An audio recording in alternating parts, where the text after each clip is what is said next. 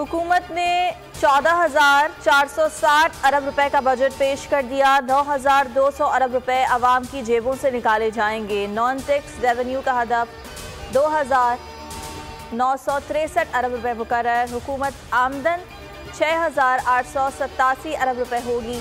सूद और कर्जों की अदायगी पर 7,303 अरब रुपए अदा किए जाएंगे। तरक्याती कामों पर 1,150 अरब रुपए लगेंगे। दिफा के लिए 1,804 अरब मुख्तस। बजट खसारा 6,000 अरब है। बजट में सरकारी मुलाजमीन की तनख्वाहों में 30% पेंशन में 17% इजाफा किया गया। कम से कम उजरत 32,000 मुकर्रर।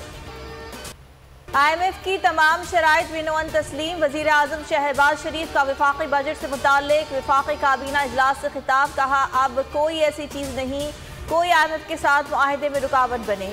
जब से जिम्मेदारी संभाली है पहला इम्तिहान IMF से मुआहिदा था। उम्मीद है रवां माह IMF से मुआहिदा हो जाएगा।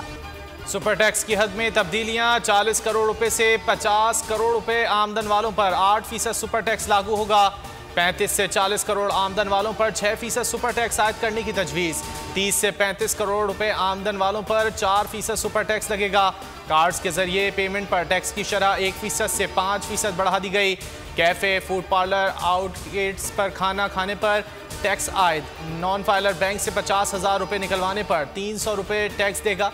वज़ीर ख़जाना इसहाक डार ने बताया कि पाकिस्तान में कुछ लोगों ने गैर मुल्की मुलाजमीन रखे हैं। मुलाजमीन को $6,000 तनख्वाह दी जा रही है। ऐसे अफराद पर 2 लाख रुपये टैक्स लगाएंगे।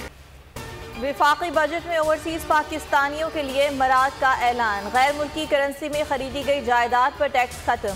तरसीलात ज़र कार्ड की कैटेगरी में डायमंड कार्ड का इजरा करने की तजवीज़। कार्ड $50,000 से जायद भेजने वालों को जारी किया जाएगा। नए कारोबार करने वाले नौजवानों की आमदनी पर टैक्स में 50% कमी की तजवीज़। ये रियायत इंफरादी कारोबार के लिए 20 लाख रुपए जबकि कंपनी की सूरत में 50 लाख रुपए तक होगी। इस स्कीम के लिए ज़रूरी होगा कि कारोबार करने वाले अफराद की उम्र ज़्यादा से ज़्यादा 30 साल हो। किसानों के लिए कर्जों की हद 1,800 अरब बढ़ाकर 2,200 अरब मुकर्रर। 50,000 ट्यूबवेल को सोलर पर लाने के लिए 30 अरब मुख्तस।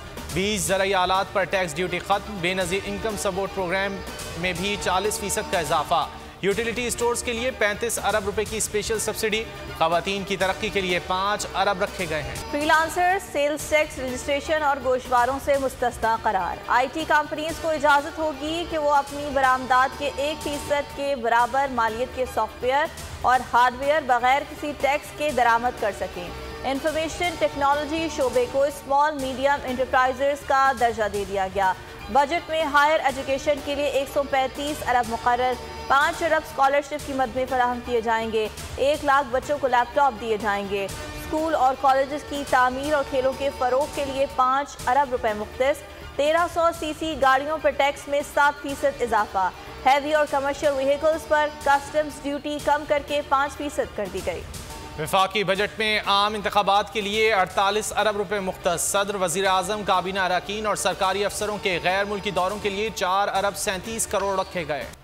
क्या सस्ता क्या महंगा, किस चीज़ पर कितना टैक्स लगेगा, आवाम को क्या रिलीफ मिलेगा।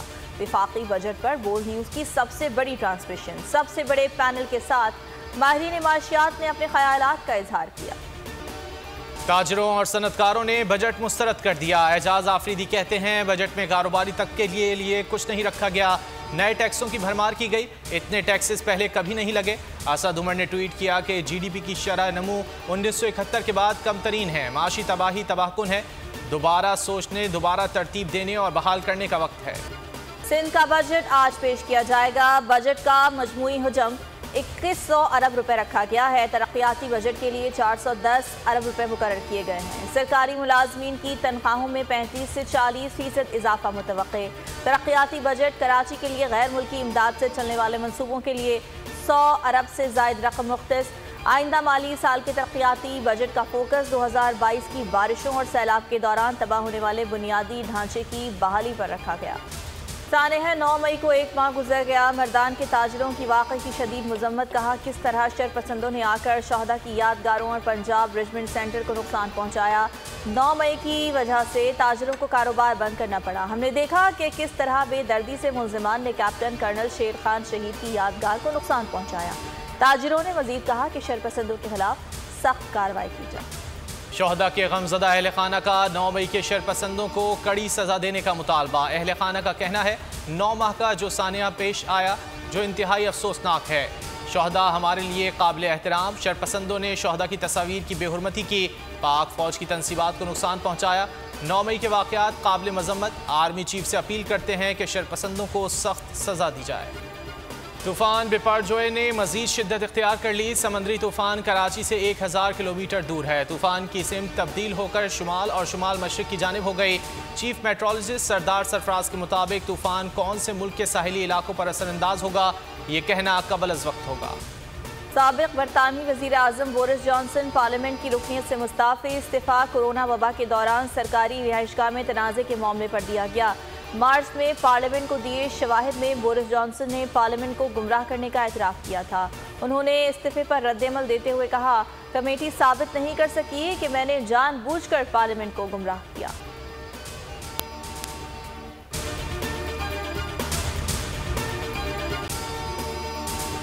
अगर आपको ये वीडियो पसंद आई तो लाइक पर क्लिक करें। बजट 2023 वादों से इरादों तक का सफर और इससे जुड़ी अवाम की नई उम्मीदें। सरकारी मुलाजिम, मजदूर या हो कारोबारी, टिकटिकी बांधे सबकी नजर है इस साल के बजट पर। क्या हो पाएगी बचत, मिलेगा रिलीफ?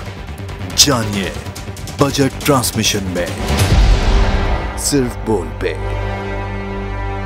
अदलो इंसाफ की बात सब करते हैं, पर हकीकत में सच के साथ निडर होके खड़े रहने की जुर्रत नजर नहीं आती।